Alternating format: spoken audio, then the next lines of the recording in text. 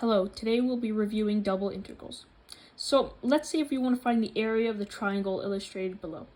Of course, we can just find the base and the height and multiply and then divide by 2. But that would be no fun. And as we're practicing double integrals, we should try to do this using a double integral. So for a shape like this, we can use dA equals dx dy. This requires integrating over both x and y. And so the hardest part of a double integral is setting up the bounds.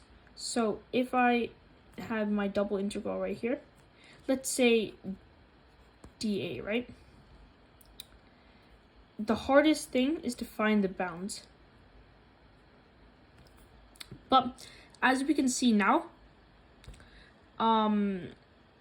we can let x vary from 0 to 4, right?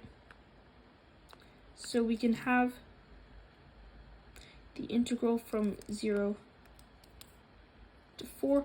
And of course, we can let this equal the integral of 0 to 4, integral of these unknowns, a and b, dx, dy.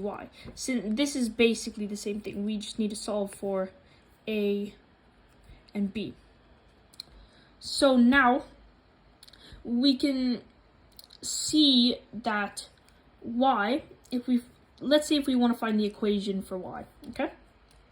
Y equals, and remember back in the mx plus b days, we use that. So to find the slope, it's just y2 minus y1 divided by x1, x2 minus x1.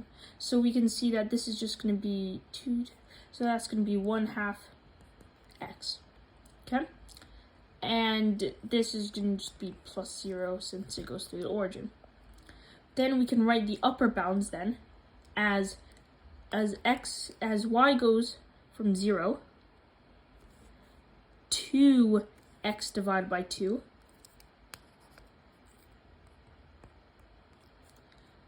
And this should be our area. And we can confirm this by going through it and seeing if it matches our base times height divided by 2 the solution.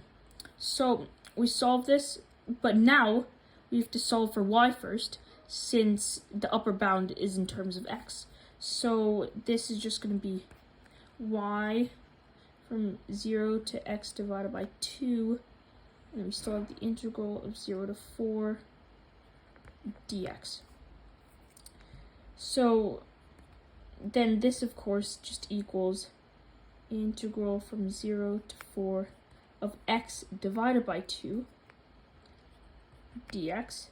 And then we have x squared divided by 4 evaluated from 0 to 4. And this just equals 4. So now let's see if this verifies with the solution, okay? So the base, this is going to be 4.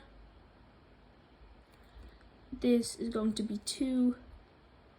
4 times 2 divided by 2, of course, just equals 4. So our answer is correct.